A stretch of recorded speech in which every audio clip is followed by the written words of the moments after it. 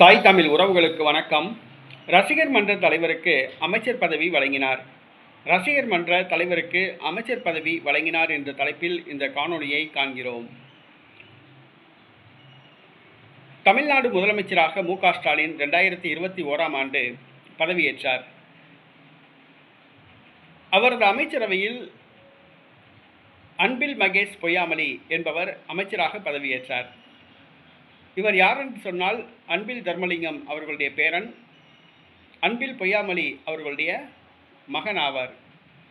இவர் திமுகவில் மாணவரணி பொறுப்பில் இருந்தார், பின்பு இளைஞரணி பொறுப்பில் இருந்தார்.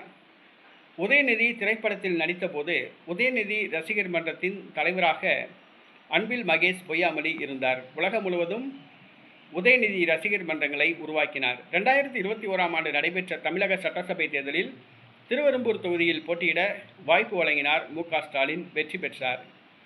2021ஆம் ஆண்டு மு.க. ஸ்டாலின் முதலமைச்சராக பதவியேற்ற போது தனது மகன் உதயநிதி ரசிகர் மன்றத்தின் தலைவரான அன்பில் மகேஷ் பொய்யாமொழிக்கு பள்ளி கல்வித்துறை அமைச்சர் பதவி வழங்கினார்.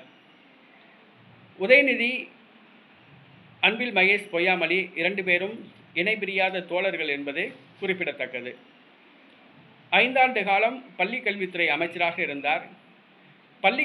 தனியார் பள்ளிகளுக்கு அங்கீகாரம் பெற்றுத் தருவதற்காக 1 கோடி ரூபாய் வரை நன்கொடை வசூல் பண்ணியதாக தற்போது அவர் மீது குற்றச்சாட்டு உள்ளது. அன்பில் மகேஷ் பொய்யாமொழி நடைபெற்று முடிந்த தமிழக சட்டசபை தேர்தலில் திருவெரும்பூர் தொகுதியில் தோற்றுப்போனார் என்பது குறிப்பிடத்தக்கது.